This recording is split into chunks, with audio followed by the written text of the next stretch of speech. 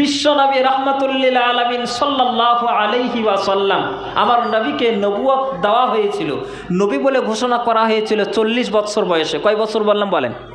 এই কথাটা আমি কেন বলছি, এর সাথে মিল আছে এই জন্য বলছি। 40 বছর বয়সে বিশ্বনবীকে বলা হলো, ইয়া আইয়ুহার রাসূল বাল্লিগ মা উনজিলা ইলাইহি, আপনি দিনের বার্তা পৌঁছায়া দেন মানুষের কাছে। আল্লাহ রসুল সাল্লাল্লাহু আলাইহি ওয়াসাল্লাম তিনি মক্কার মধ্যে তিনি দিনের বার্তা দিলেন। মানে তিনি বলছেন ইয়া আইয়ুহান নাস কুলু লা ইলাহা ইল্লাল্লাহু মুহাম্মাদুর রাসূলুল্লাহ। মক্কাবাসীদেরকে বলেন, ওহে মক্কাবাসীরা, তোমরা পড়ে নাও লা ইলাহা ইল্লাল্লাহু মুহাম্মাদুর রাসূলুল্লাহ। মক্কার মানুষেরা দিনের দাওয়াত কবুল করে না। বিশ্বনবী আমার পার্শ্ববর্তী এলাকায় গেলেন, তায়েফের ময়দান, তায়েফবাসীদেরকে একই কথা বললেন, ইয়া আইয়ুহান নাস কুলু লা ইলাহা ইল্লাল্লাহু মুহাম্মাদুর রাসূলুল্লাহ। তায়েফবাসীদেরকে বললেন, তায়েফবাসীরা তারাও কবুল করলো না। তায়েফবাসীরা তো কবুল করলই না, বিশ্বনবীকে এমনভাবে পাথর মেরে আঘাত করে আমার নবীর দেহটাকে ক্ষত বিক্ষত করে দিল।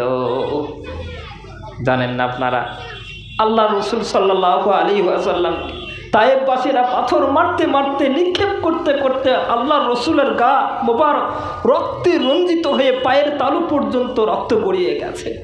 বিশ্বনবী আমার তারপরেও তিনি বলছেন, ওহে তায়েফবাসীরা, তোমরা আমায় মেরো না, আমি তো তোমাদের ভালাইয়ের জন্য এসেছি। খোদার কসম, তোমরা যদি একটি বার কালেমা পড়ে নাও, ওই আল্লাহ রাব্বুল আলামিন তিনি তোমাদেরকে জান্নাতের রাস্তা তিনি দিয়ে দেবেন।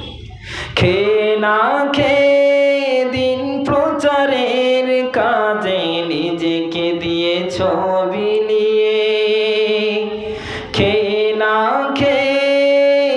দিন প্রচারের কাজে নিজেকে দিয়ে ছবি নিয়ে, তায়েফের কাফেরেরা চিনল না সে আলো, দুষ্ট ছেলেদের পিছু দিল লেলিয়ে, পাথরের আঘাতে ক্ষত বিক্ষত হয়ে সারা শরীর থেকে রক্ত ঝরে।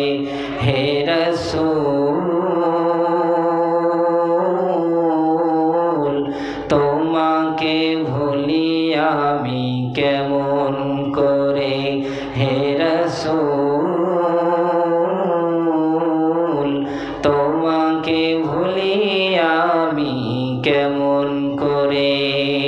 হাজারো ব্যথা বেদনার পরে ফিরে আসনি তুমি আপন ঘরে, দিনের আলো তুমি ছড়িয়ে দিতে চলে গেলে মদিনায় মক্কা ছেড়ে।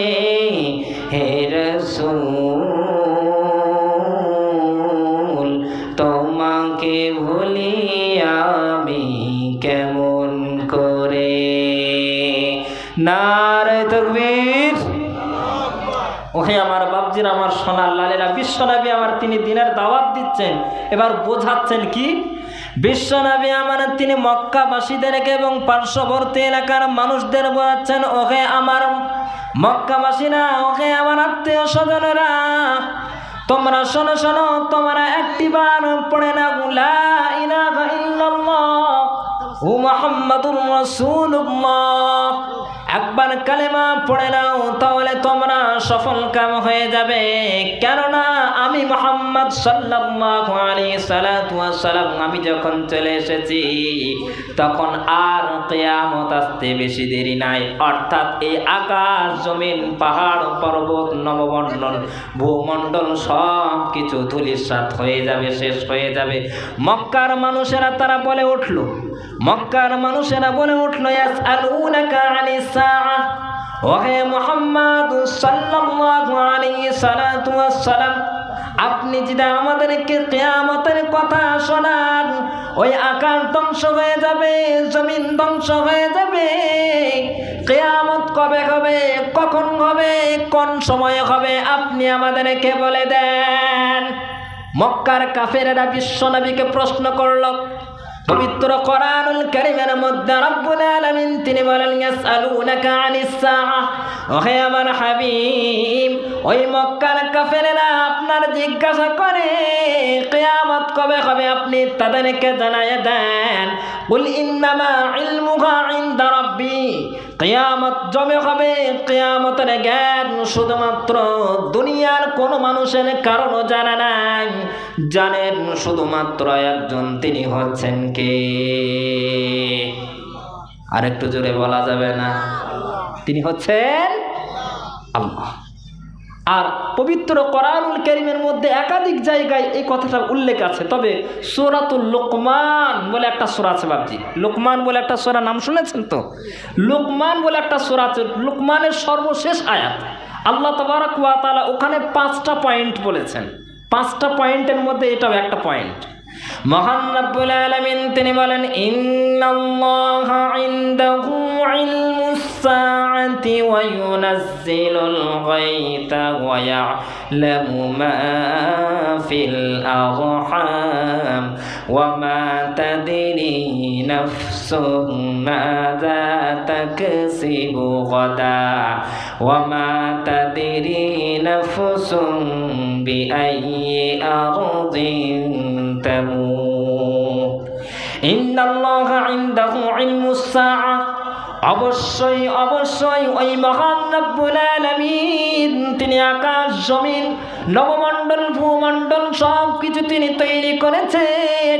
একদিন এই পৃথিবী ধ্বংস হয়ে যাবে, অর্থাৎ কিয়ামত সংঘটিত হবে। কবে, কখন, কোন জায়গায়, কোন সময় কিয়ামত হবে দুনিয়ার কোনো মানুষ জানে না, জানেন শুধুমাত্র একজন, তিনি হচ্ছেন কে? 1 নম্বর। 2 নম্বর, রব্বুল আলামিন তিনি বলেন, ওয়া ইউনাজ্জিলুল গায়থ, অর্থাৎ ওহে দুনিয়ার মানুষেরা, তোমাদের মাথার উপরে মেঘ লেগে রয়েছে, মাথার উপরে মেঘাচ্ছন্ন ভাব, আকাশ চোখ ফিরে তাকালে দেখতে পাওয়া যায় এখনই মুষলধারে ঝমঝম করে বৃষ্টি হবে, তার কিছুক্ষণ পরেই আবার মেঘ কেটে